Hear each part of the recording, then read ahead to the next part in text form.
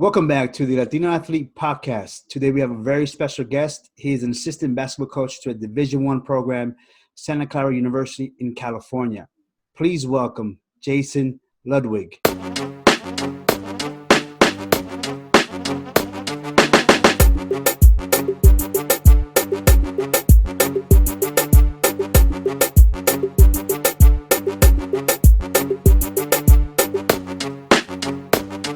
How are you, Jason?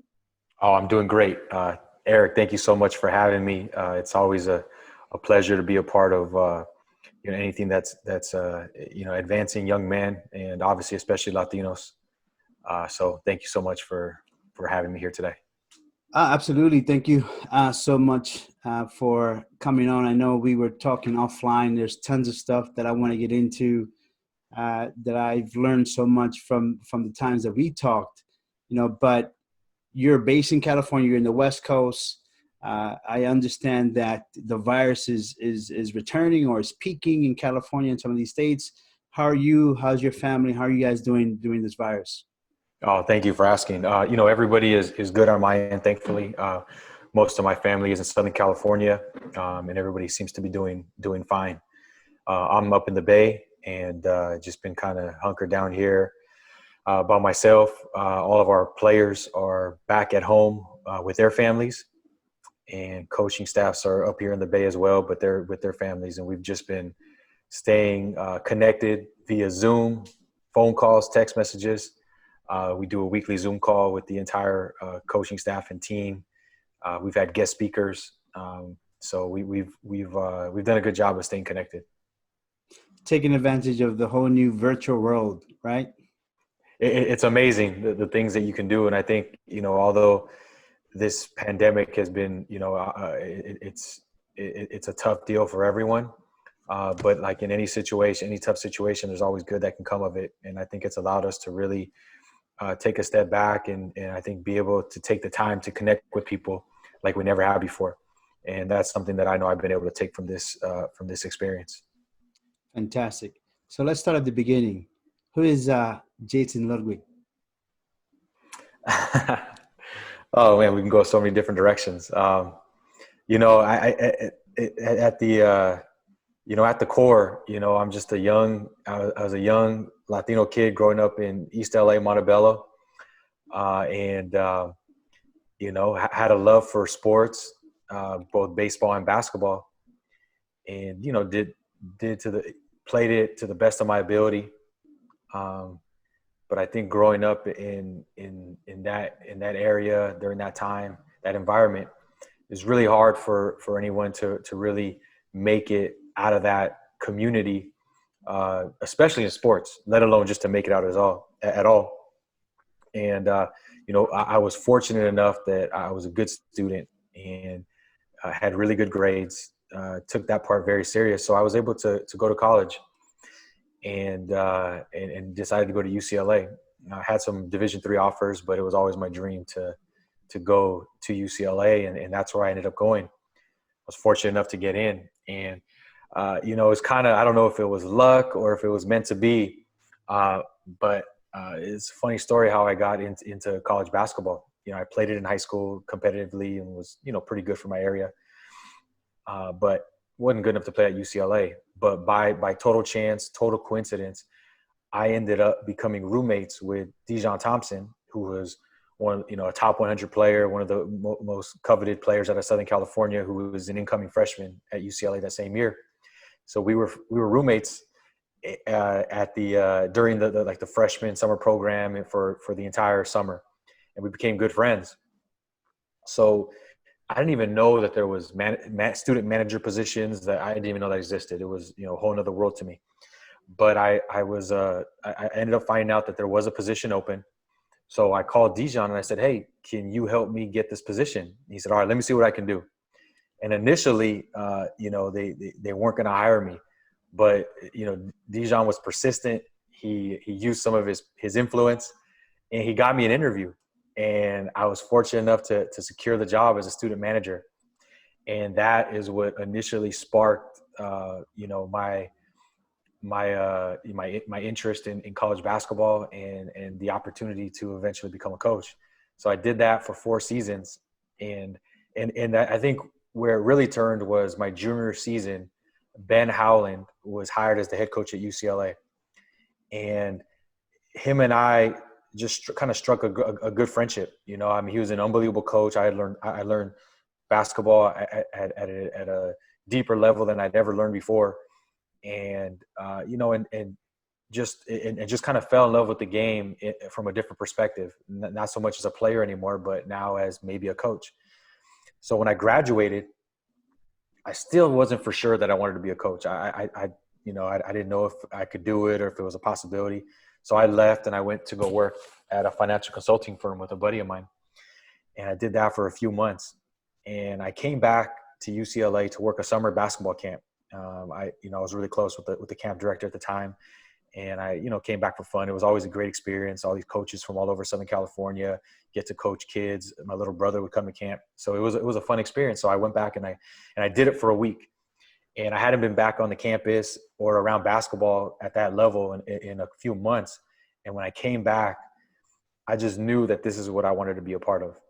And at the conclusion of the camp, I went and I had a meeting with Coach Howland. I said, Coach, this is what I want to do. I want to be a basketball coach in college. What can I do? He's like, well, you can volunteer and be a part of the program from the coaching side of things, learn the business, learn how to break down game film, and just do whatever jobs were necessary. So that's what I did. I ended up working in the ticket office in the mornings from 8 to 12, worked with the team the rest of the day, went to practice, stayed in the office every night till 9, 10 o'clock, working, breaking down film, whatever was needed. I slept on the couch at my friend's house who lived across the street from campus. And I did that for an entire season. And I'm so grateful for Ben Howland because he actually paid out of his own pocket because I wasn't a part of the official travel party, but he paid out of his own pocket for me to travel with the team that year. I think I had proven my worth and he wanted me around.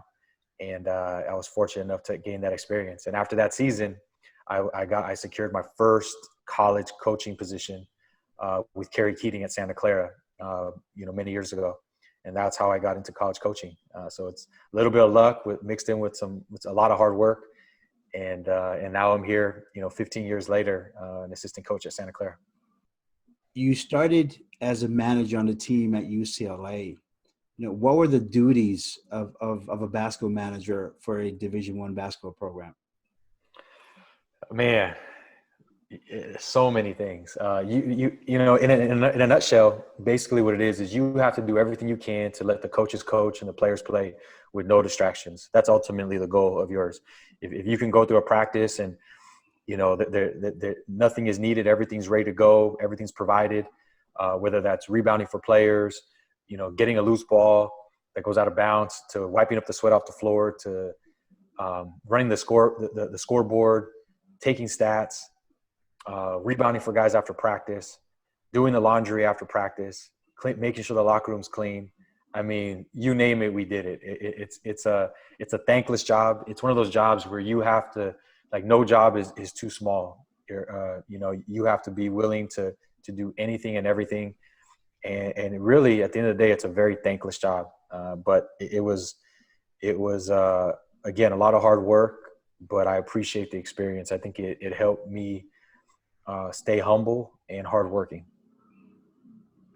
Great. So now you're an assistant coach under Herb Zendek over at Santa Clara University, which is a private Division I school. What's the experience there? I love Santa Clara. This is actually my second stint here. I'm about to enter my 7th year here. So I've been here, for quite some time. And I would say, before we even talk about basketball, it's an incredible academic institution. It's one of the premier schools on the West Coast, if not the country. It has an incredible spirit that permeates the campus.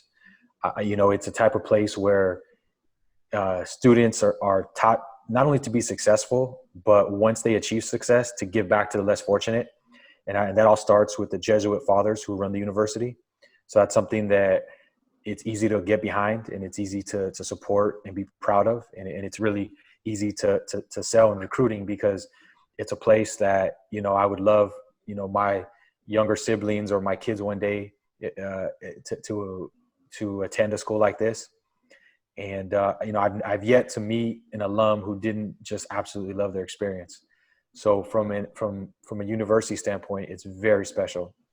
And then from a basketball situation, it's also unique because the school has decided to invest in basketball like they never have before in the history of the program, and that is a big reason why they were able to attract a coach of Herb Zendek's caliber, and that's why we came there, because they're committed to basketball on a different level like they never have before in the history of the program, and it starts with resources and facilities. We'll be opening up a $40 million practice facility in September.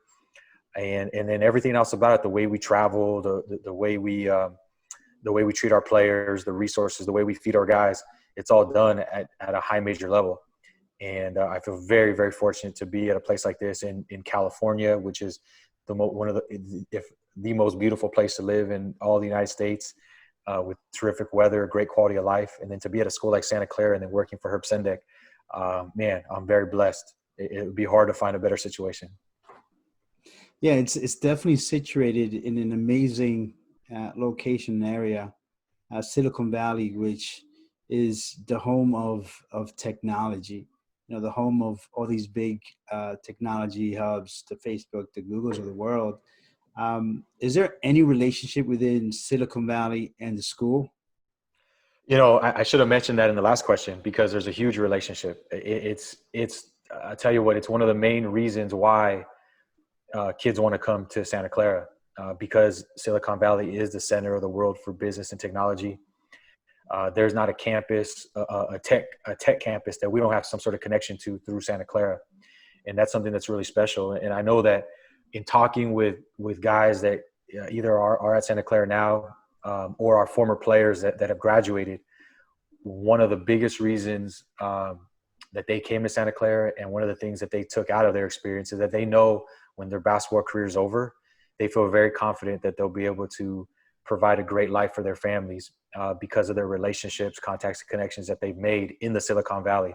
There's tons of opportunity in this area, and it doesn't just stop in the Silicon Valley. I mean, all these companies are global. So whether our guys decide to go back to where they come from in another country or go back to another state in the U.S., there's always going to be that reach to the Silicon Valley because these companies do have such an impact around the globe. So that's definitely a big reason why a lot of our student athletes end up coming to Santa Clara, because they understand the value of the education, the opportunity that Silicon Valley gives you, and then ultimately the basketball. Absolutely, and I definitely want to get into a little deeper in terms of that relationship and the opportunity that you guys provide, and the relationship that you have with Silicon Valley and these companies. And we'd love to understand a little bit more.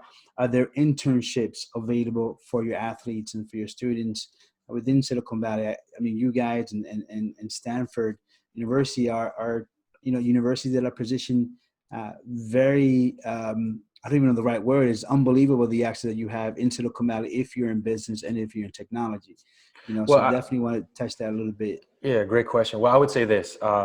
Typically, the guys that are in our basketball program right now, they're really serious about basketball. Every one of our guys has aspirations of playing professional on some level.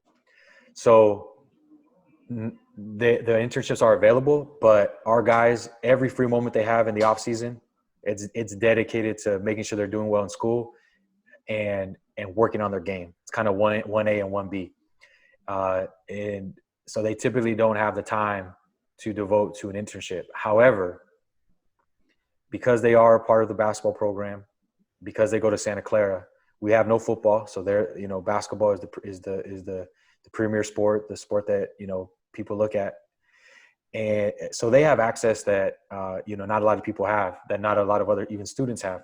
So when their careers are over, they have that built-in support system. So it's almost better than an internship because people already know who they are.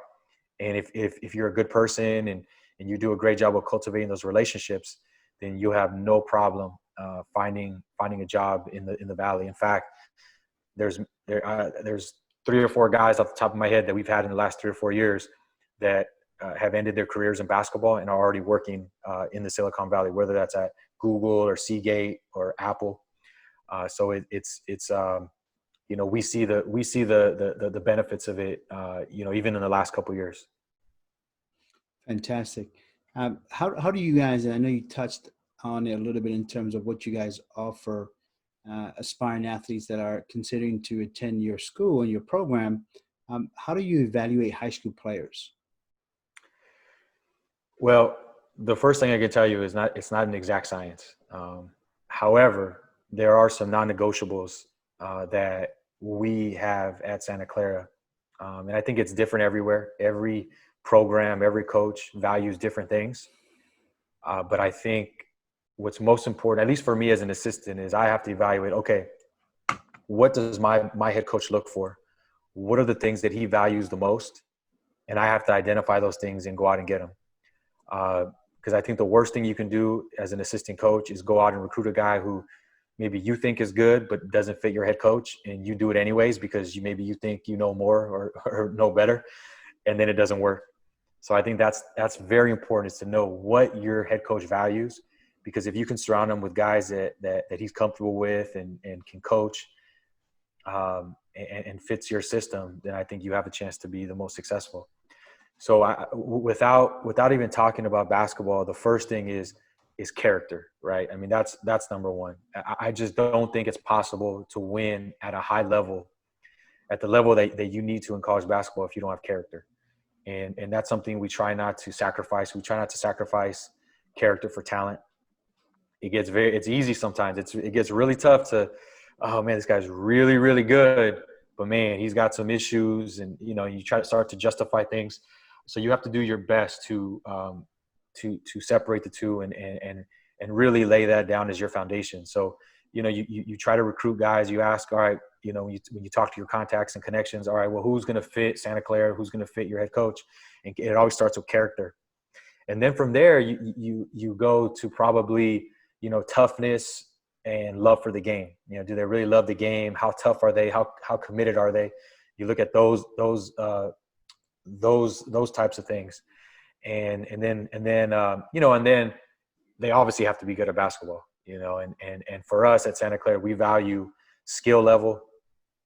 For our guards, we value guys that can pass, dribble, and shoot at a high level. But shooting is very important. If we can have all 5 guys on the court shoot, that would be a plus. Even including our center if possible. But I would say skill and IQ are very, very important for us. So in the simplest form, character, commitment, toughness, and then skill and IQ. And if you can throw some athleticism in there too, and that would be a bonus. Yeah. Wow. That's great. That's great. So in terms of, if you can elaborate a little bit in terms of your recruiting process, let's say there is, a handful of these athletes that check all the boxes, right? They can shoot, they love the game, hard work, have an amazing character. As a program, as a university, what's your process in recruiting and convincing these players to commit and come to Santa Clara? So again, recruiting is the lifeblood of our business. It's the hardest thing that you'll ever do in this business. And there's so many factors and variables involved in it. And again, I'll try to simplify it in the simplest terms, generalizations, but but every situation is different. The first thing that you have to understand is that it's not like the pros. You're not drafting. So you have to balance who you want with who you can get. And what we try to do is we try to identify the guys who are above the line, where if they wanted to come to Santa Clara tomorrow, you take them. And you have to draw that line somewhere, and you have to decide. So if you have 5 guys that are above the line and you can only take one, then you're going to take the first one to commit, because you would never be arrogant enough to think that you can hold out for number 1 and tell 2 through 5 that, oh, you got to wait. You're going to end up missing on all of them. So you got to decide where that line is drawn, and you have to decide to go after the whether it's 2, 3, 4, 5, 6, 7, 8 guys, and ultimately the first one that wants to commit, you take. And that's usually how it works. And it's different for everybody. Everybody has different things that are important to them. Families have different things that are important to them.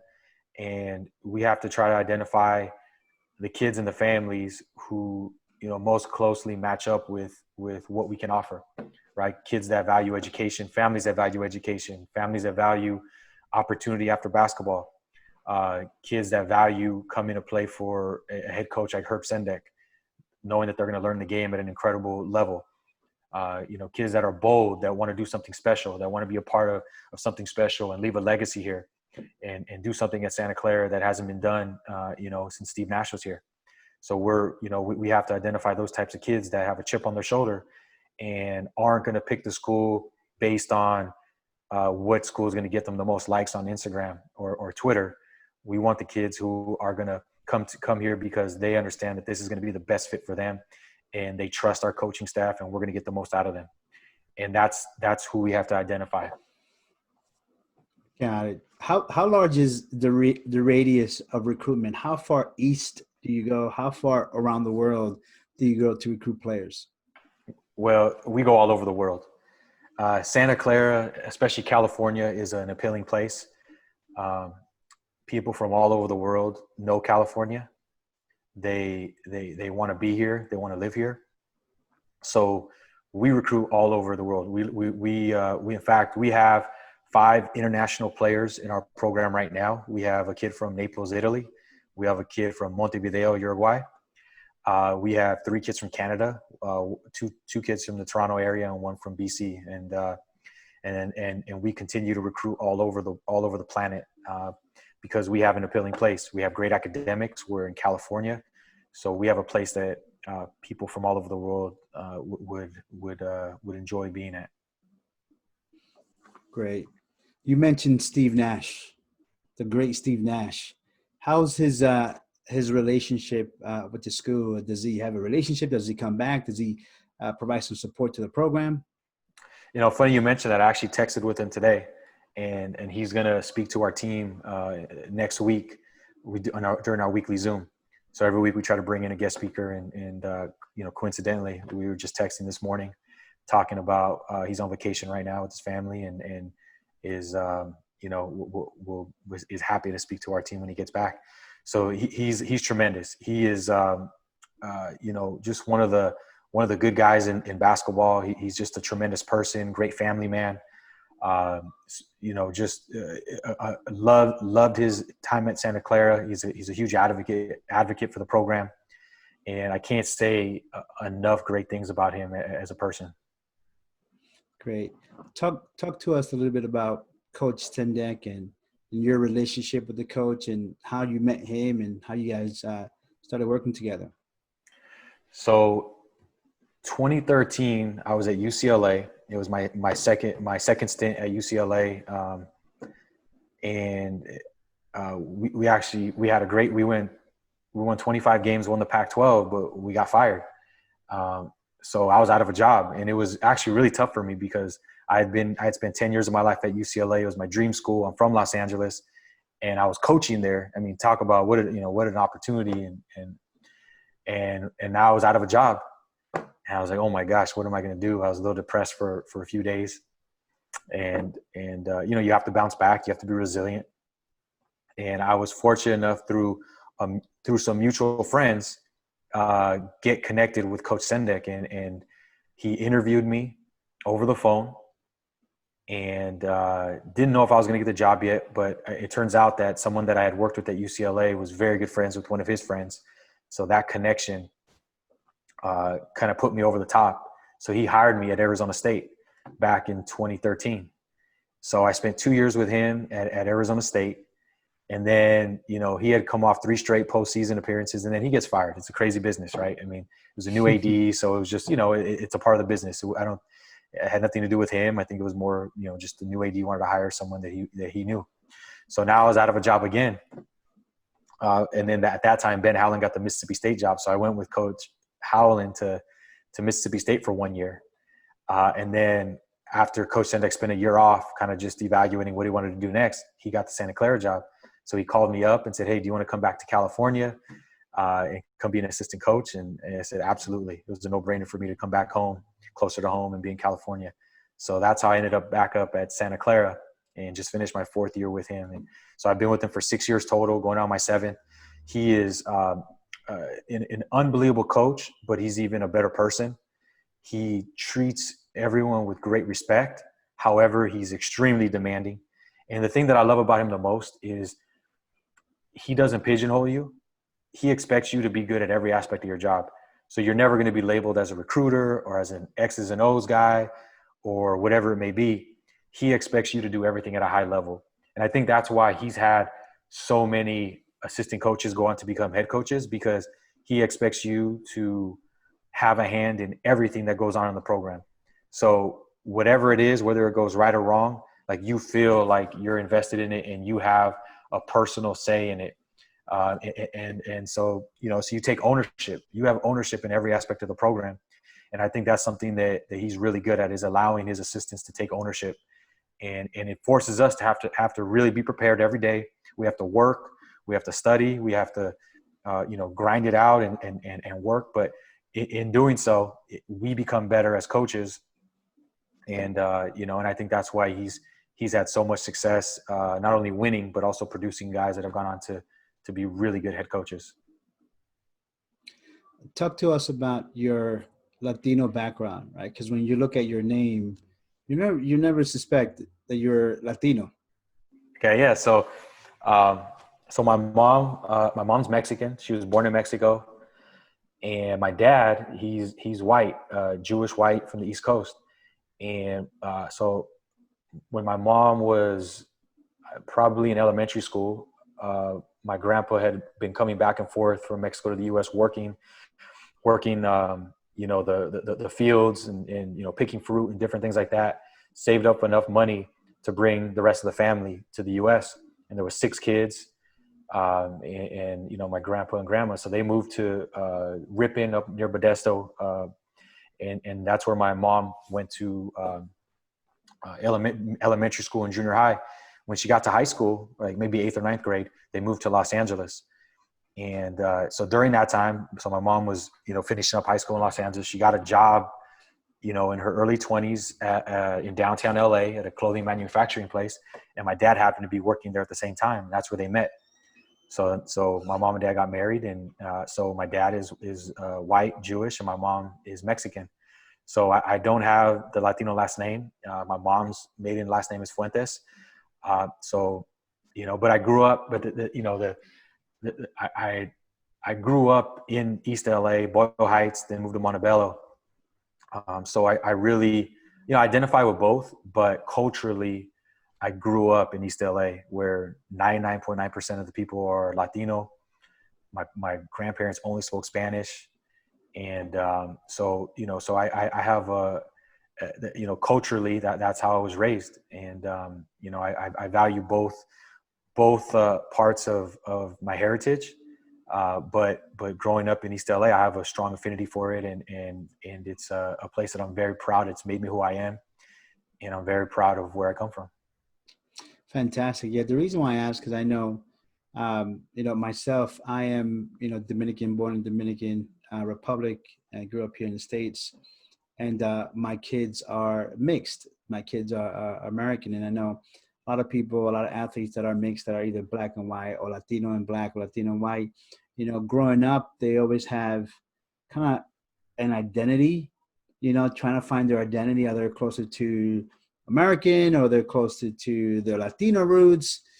So it's always great to hear someone's story and their background and what they, lean towards out of both culture. And in many cases, both, love both sides of the culture, but obviously one has a little bit more stronger than the other. And it always, in many cases, it has a tendency of the mom, whatever your mom is, and that's Yeah. that's how you grew up. Obviously, we all know Latina moms are very strong women that we love dearly. But as a Latino, going through the ranks, starting as a manager in college, becoming a coach, what are the challenges? Because I know there's very few Latino coaches in Division I not only basketball, but just across the board in the NCAA. What do you think are the challenges and the barriers for Latino coaches? That's a great question. I think the first thing is there's not a whole lot of examples of other Latino coaches. So when you're growing up, you often identify with, with the people maybe you look like, the people that are culturally similar to you. So, that's why as a Latino, maybe, what's the stereotype? Oh, well, you play soccer or baseball. Well, because there's predominantly more Latinos in those sports. You don't see too many Latinos in basketball, especially at the highest levels. So I think that's the first challenge is that there's not a lot of example. It's getting way better than when I was a kid. I mean, now you have, guys like Frank Martin, Mike Bellato, Ron Sanchez, all Division I head coaches. And there's a lot, it's growing, it's continuing to grow and it's getting better. It's still not where it needs to be, but it's much improved from where it was 20 years ago when I was in high school or junior high. So I think that's the first part. And then the second part is, maybe the stereotype, right? I know I can't tell you how many times when, maybe somebody finds out I'm a coach and the first thing they say, oh, what do you coach, soccer? Or, or some other sport.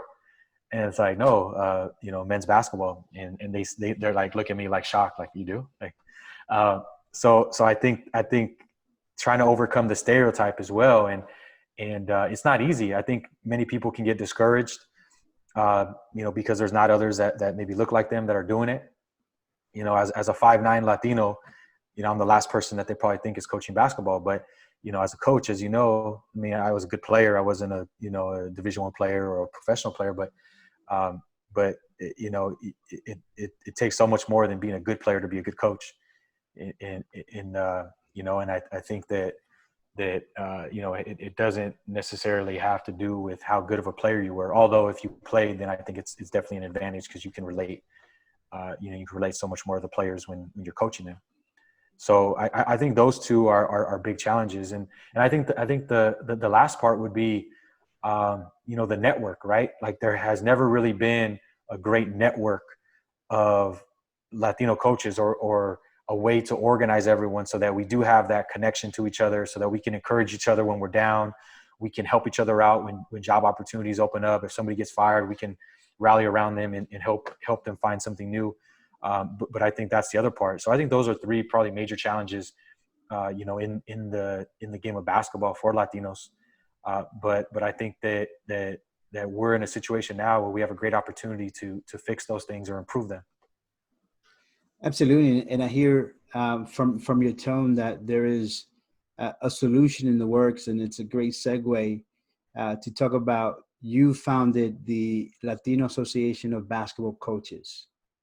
What is the Latino Association of Basketball Coaches? So it's something that's very special to me. I'm very proud of of the beginning workings of this organization, and I'm so grateful that so many people have embraced it and have helped me with it. And what it is about 7, 8 years ago, a buddy of mine and I decided that we wanted to start a Latino organization because there was the Black Coaches Association, there was the Jewish Coaches Association, but there was nothing for Latinos, and we looked for it. Somebody had tried it years ago, didn't work out, but I felt like we could make a difference. That we had enough relationships, contacts, and connections to embrace it and grow it. So we started it, and it was the first. We made up the Final Four. Probably had 7 people in the room the first day, if that. And 2 of the guys weren't even Latino. They were just intrigued to come. They were involved in different parts of basketball. So there was only like 5 of us, and 2 of us were the ones who started it. But it didn't discourage us. We said, all right, we're going to keep going with it. So we did it every year. And every year it kept growing. And I think by the second or third year, we got Frank Martin involved. And then Sergio Rocco was so influential. He's a former Division I head coach, current Division I assistant. And he's like, old school guy, been around for a long time, knows everybody. And he was so instrumental because he was like, listen, I'm going to get Frank Martin here. I'm going to get Orlando Antigua. I'm going to get, he got all these guys and said, you guys got to be here and you guys got to be a part of this movement. So, I really appreciate and value, his mentorship and his help, especially in the beginning when we were just young guys trying to figure it out and trying to navigate the waters. So fast forward 7-8 years later, we've gotten so much more organized. We have, pretty much every Latino coach in Division I and even in Division II, NAIA, D3, even a lot of high school coaches involved now. And this year the Final Four was canceled, but the year before we had our first. We do a luncheon every year now. We had our first panel, and we had Frank Martin, we had Mike Bellato, the head coach of Arkansas State, Ron Sanchez, the head coach of UNC Charlotte, and then Gloria Navarez, female Latina commissioner of the West Coast Conference. So we're so proud to kind of put that panel together, and we had about 50 coaches there, and it was the biggest turnout we ever had, and it's been blowing up ever since. And what we've done during COVID is there's some young guys that are really passionate about this cause that are coaches that have really helped me grow this thing and create a Instagram and Twitter. And they've done a great job of keeping this thing, active and relevant. And we highlight, different coach every day on Instagram. And we're right now just on the verge of creating membership. We have about 350 coaches from all over the world. And the thing is, it's not just limited to college coaches. We want coaches from all over the world, from Latin America, South and Central America, North America, Spain. We want coaches from all over the world to be involved with this, from any Spanish-speaking country, whether they're professional coaches, youth coaches, college coaches. And, and we're about to roll out membership where for a small fee, you can join the organization, and we're going to be a support system for you. We're going to be there. We're going to connect you with coaches from all over the world. So if you're a coach in I don't know, Bolivia, you're a coach in Uruguay, and you have aspirations of maybe learning more about the game or maybe coaching in the United States one day. Well, through this organization, we're going to be able to connect you with a person that can help you navigate the waters and understand how everything works. Or maybe you're a college coach and you want to recruit in Latin America. Well, now through this organization, we can connect you with someone in Argentina who is dialed in and connected in that world. And now you have that connection. So we can help each other, because that's what it's all about. But like the thing I love about basketball is it's a great opportunity to share ideas, to network, to learn from each other. It's a global game. And that's what we want to create with this organization, is an opportunity for us Latinos to continue to enhance and further ourselves as coaches, further our relationships, and in turn help each other out and to continue advancing in this wonderful game of basketball. So that's what the Latino Association of Basketball Coaches is. So I'm getting a sense that the mission for LABC is to connect and educate and empower Latino coaches at all levels. Is that correct? Yeah, that's a great way to put it. Great way to put it. Absolutely. Fantastic. So what are you offering? And I know you mentioned a few things in terms of, what you want to accomplish within this organization, but what are your plans, your goals, and what type of opportunity content that you will be offering these coaches? Yeah, great question. So, we're still in the process of working those details out. But initially, what we're going to offer is, you're going to have an invitation to the social every year at the Final Four. We're going to offer, Zoom calls with special guests probably 6 times a year. We're going to offer mentorship. So, if you're a coach in South America, we'll connect you with the coach in the United States. Maybe you're a coach in Mexico, and we'll connect you with the coach in Argentina. So we're going to create mentorship based on what your goals are, what your needs are. Maybe you're a young coach just trying to learn the game better. So we'll connect you with someone that can mentor you and help you and navigate and help you through the process to enhance whatever it is that you're trying to get better at. And then we're going to, probably include some sort of gear. It'll probably include, free opportunities to come to, the WCC tournament. I'm at Santa Clara now, so I'd be happy to provide 2 tickets to anybody that wanted to come to the WCC tournament in Las Vegas every year. So that's something that we'll work out the details, but it'll be incentives like that. So that'll ultimately be the nuts and bolts of the things we'll offer. But most importantly, it's the opportunity to be connected to a tight-knit organization that's there to help each other. Got it. So the initial start obviously is around basketball and connecting and building that relationship for coaches within basketball. Are you planning on extending to other sports? Your main focus now is basketball? I think right now I want to take it one step at a time. And I think the goal for me personally is to keep it at basketball initially, just to see how it goes and see how much we can grow it. And then the next step for me would be to include administrators, because ultimately administrators are the ones that are hiring coaches. So I think it's important that we also include, Latino administrators. Dan Guerrero, who's the longtime athletic director at UCLA, who I was there, someone I greatly look up to. He was there my entire time at UCLA. He's one of the few Latino athletic directors out there, and there are some others out there. But I think that's the next step, is to include the decision makers, because they're the ones that are ultimately hiring the coaches.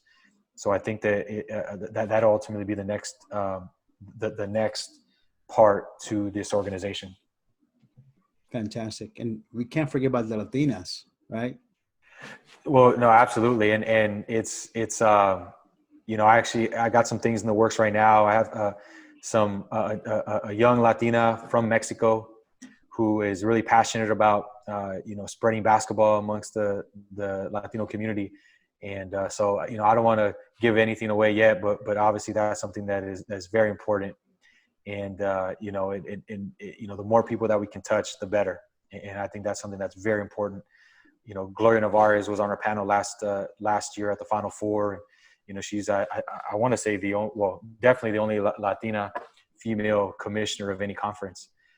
So it's great to see, her having success and doing a great job.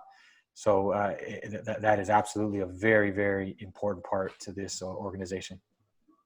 So I know earlier you mentioned about the diversity within your team, and I know now, not only in the U.S. but across the world, there's a huge movement of Black Lives Matters and a huge movement in social injustice. Has your school done anything to support this movement, knowing that many other athletes come from diverse backgrounds? Yeah, obviously it's a crazy time, but it's a good thing, right? It's a good thing that these things are coming out into the open, and I think as minorities, so as a team, so we did something at Santa Clara. We also did something with the LABC. With our team specifically, we brought everybody on the Zoom call, and we opened it up just to talk about whatever was on anybody's mind. Maybe some guys maybe talked about personal experiences, where maybe they have been put in situations where they were unjustly treated, or maybe just talked about how they're feeling. And so that was one thing that we did initially when everything was going on. But I think as coaches, as coaches, we have a great responsibility, because we are the leaders of young men. We are, like, these kids are so influential right now. They're still learning how to become men. They're still coming into their own. And I think it's so important as coaches that we teach them the right things. We teach them to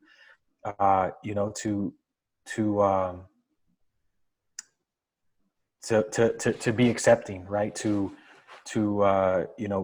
care for each other regardless of your background.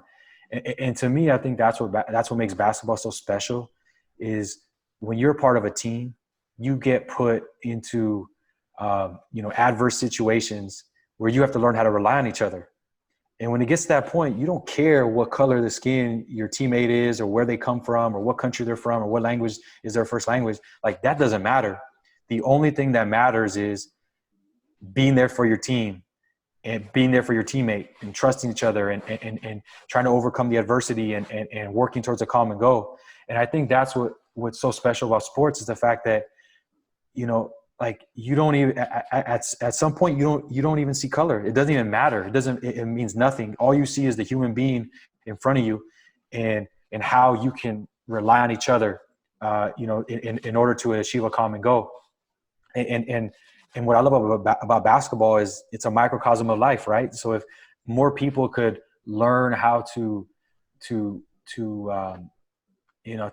think that way, to be put in situations like that where it doesn't matter about a person's ethnicity or background. I mean, all that matters is like, hey, how are we going to work together to be better?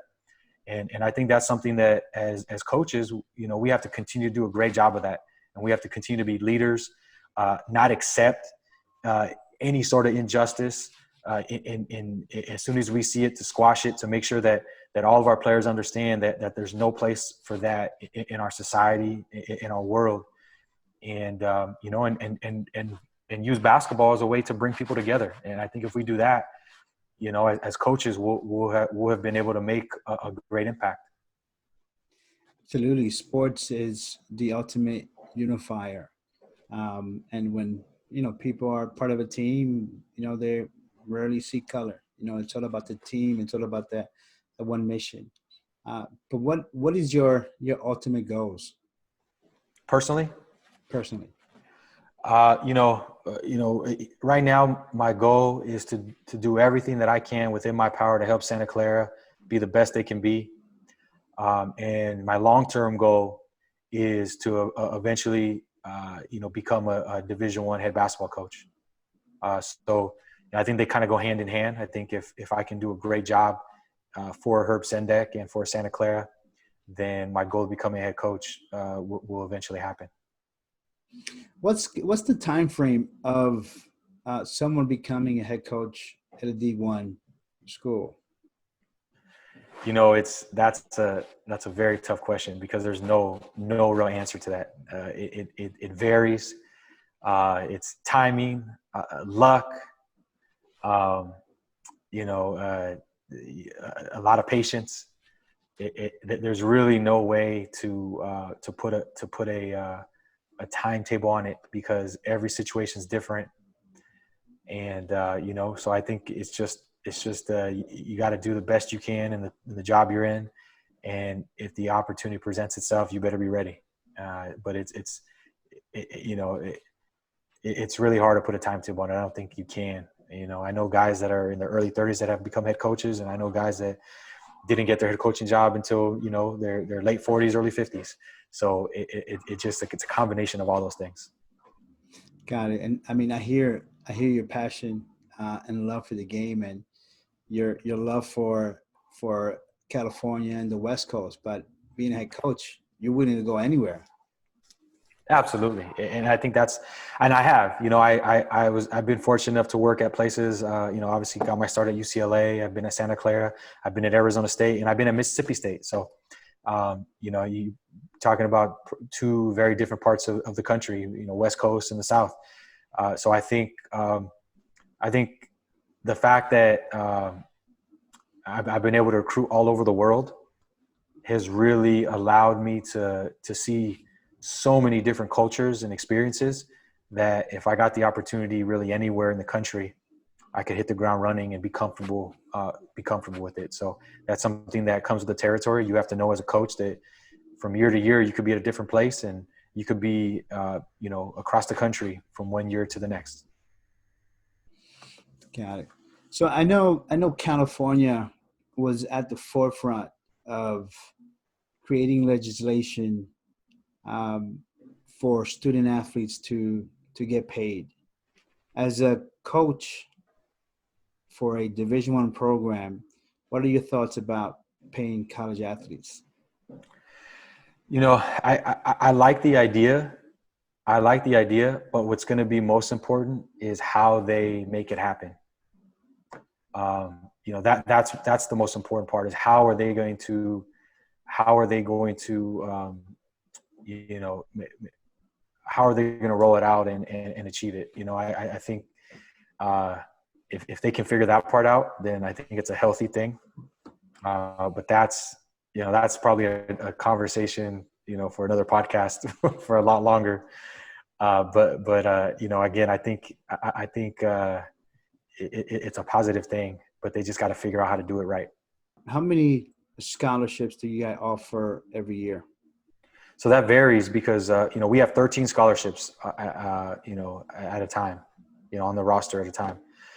So it just depends on how many guys we graduate. There might be a year like this past year, we had no seniors, but we had 3 kids transfer. So we had to fill 3 scholarships.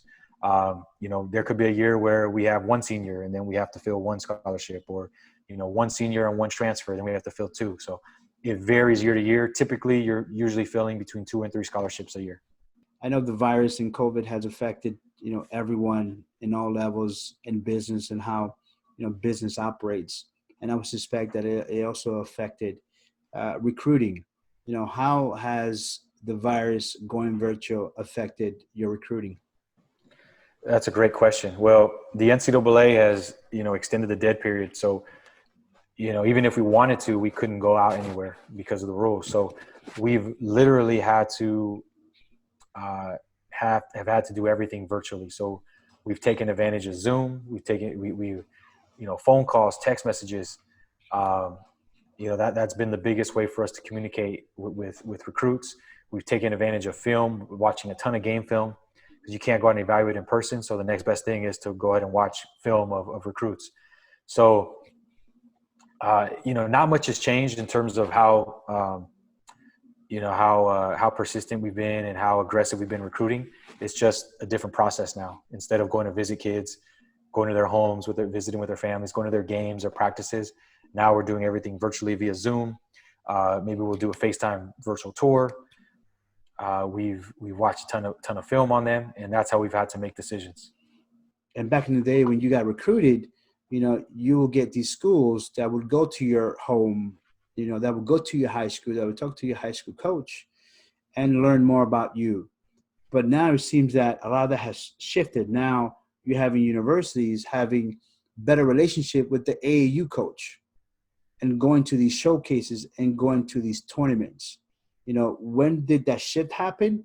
And do you guys still, go to the high school level and watch the high school games, or do you guys prefer to go to the big tournament, the big AU showcases? I think for me, I like to go to both. I like to see them in their high school, in their high school environment, and I like to see them in the AAU environment. The high school environment's great because typically those teams have a lot more time to practice, so it's a little bit more structured. So you can kind of see them in a more structured environment. But the AAU is great because you see them against better competition. A high school team may only have one or two Division I players on a team, whereas an AAU team might have 7 or 8 on a team. So he's going up against better competition. So I think both are equally as valuable. And then again, every situation is different. As a recruiter, you ultimately want to know who the decision maker is, right? Who's the person that's most influential in the kid. Sometimes it's the AAU coach, sometimes it's the high school coach, sometimes it's the parents, sometimes it's the uncle, sometimes it's the brother. So again, it just depends on each individual kid. Now, there's no doubt that AAU coaches have become extremely influential. And when you're influential, well, yeah, coaches are going to tend to gravitate towards you because you're the one that's going to help the kid make a decision. And I don't think there's a right or wrong answer to that. I think, whoever the decision maker is who college coaches have to gravitate towards. And I think there's some really good, just in any business, right? I think there's some really good high school coaches, some really good AAU coaches, and then vice versa, So it's just a matter of navigating all that. But I think that when shoe companies ultimately started to endorse teams, that's when the shift happened, because they pumped in a bunch of money into grassroots basketball. And there's a lot of positive that's come out of that. I mean, some of these, the way the EYBL and the Adidas Gauntlet and the Under Armour tournaments, the way they're structured now, the way they're organized, I mean, it's much better than it ever was. There's always things that can improve. There's no doubt about that. but it's definitely better than it's ever been. What are 3 tips you have for an aspiring high school athlete wanting to play at a D1 school? The number one thing is don't worry about rankings. Don't worry about hype. Don't worry about Instagram likes and followers. Don't worry about any of that. The only thing that you should worry about is trying to get better each day. And you have to be committed to the game and love it. I mean, that's got to be, if you're serious about playing at the college level, like you have to not worry about any of the hype and the rankings. And then number 2 is you got to be completely committed. You have to be really committed, and you have to understand that there's so many people that want those limited spots. So you have to, like, how can you separate yourself, right? How can you separate yourself? So you got to work, and you got to go above and beyond. What are things that you can do that other people aren't doing? Just when you thought that you've worked at a certain level, there's another level to be achieved. So you have to have a constant state of mind to improve. And then the last part is, like be a good person, like have great character, get great grades. Again, how are you going to separate yourself? So if you're a great person, you have a great attitude, you're a great teammate, you're coachable, you do the right things off the court, you're a gentleman, you do well in the classroom, people like you, you've earned their respect, you're great, you can maybe be a leader. If you do those things, now you continue to separate yourself from others. So I think if you just focus on those 3 things, you'll definitely have a chance to separate yourself. So, our mission here at Latino Athlete is to celebrate, inspire the youth. And I think, a lot of the information that you provided today, we hope that someone that's listening and that will listen to this interview will show or use it to inspire them and to help them get to, reach their ultimate goal. What are 3 tips that you can give a aspiring Latino coach or a Latino kid that, may not want to be a player, but may want to become a coach in college? That's a great question. The first thing is to know that you can have a career in sports, that there's a lot of different opportunities that maybe you don't even realize, right? I mean, the obvious one is a coach, but, maybe you want to be a trainer. Maybe you want to be a strength coach. Maybe you want to be a sports information director, and you're the one that's in charge of, all the publicity for the team and in the media. Maybe you want to be, an academic coordinator. So you're working with the athletes to help them make sure that they pass their classes and do well in the classroom. So there's so many different avenues that you can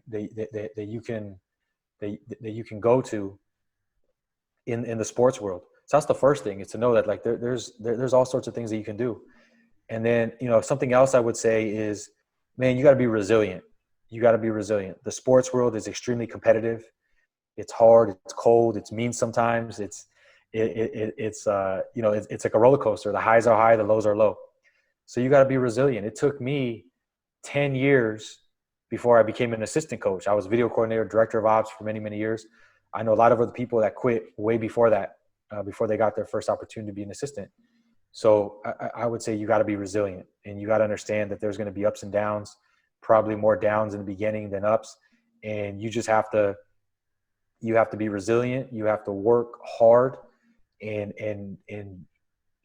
do whatever it takes. And then the last part is, I think the last piece of advice I would give to somebody is, you constantly have to have the mindset that no job is too small, right? Don't ever get to a point where you feel you're too good to do something. If your first job is to get the coaches dry cleaning and get them coffee every morning, do that like you have the most important scout to do the next day. Like you're doing the rivalry game scouting report. Get the coffee and the dry cleaning with the same enthusiasm and the same urgency. But I think if you constantly have that mindset throughout your career, especially early on, then you'll give yourself a chance to be successful and advance in the business. Great tips, great advice. I want to give this moment for you to let us know how we can contact you. If there's a player that's interested to look further into your program, if there's a Latino that wants to be a coach, how can they get in contact with you? Yeah, so I'll be happy to leave my email address, and I'm also active on Instagram and Twitter. So my email address is J Ludwig, so that's JLUDWIG at SCU.edu. So J Ludwig at SCU.edu. My Twitter handle is at Jason Ludwig, just my full name, JASON LUDWIG. And my Instagram handle is coach_Jason Ludwig. So, anybody that wants to reach out, I'll be more than happy to help in any way possible. I would encourage any Latino coaches out there to visit the LABC Instagram page, and on there's a link to register, so you have all the latest information on how to register. And I like to share the Instagram handle with you as well. Let me just grab it real quick. Make sure I give you the right one. So it's LABC_basketball. So LABC_basketball. On there's a link to register with the information page for the LABC organization. And as we roll out membership, we'll have as long as you're registered on there, you'll have all the most up-to-date information. So Eric, thank you so much for having me. I'm really it's really an honor to be here with you today, and I love to be around people that are trying to enhance and further the youth, obviously Latinos, which is near and dear to our hearts. And if there's anything that I could ever do in the future, I'm here, and I look forward to a great friendship with you. Absolutely, and likewise, we may have to talk, because I know we got some Dominican basketball players in DR and that we may want to help them come here to the States. But we can definitely talk about that offline. And like I mentioned, as a platform, as a technology platform, LatinoAthlete, whatever we can do to help you reach your ultimate goals, please let us know. Please let me know. I know we talked about having a panel of inviting Latino coaches from all levels, just to have a chat and discuss how they got to where they got. And I think this could be a great platform for that. So, we'll love to, invite you to that and talk to you about how we can put that together. And like I mentioned earlier, however I can help, the LABC, whether with events or promotion or marketing, or getting some of my coaches or some of my players or some of the people on the platform to support you guys, we're here. Thank you so much for coming on. And whatever you need, just let us know. Hey, thank you so much, Eric. Best of luck to you, and look forward to staying connected. Likewise. Have a good night. All right, you too. Take care. Bye.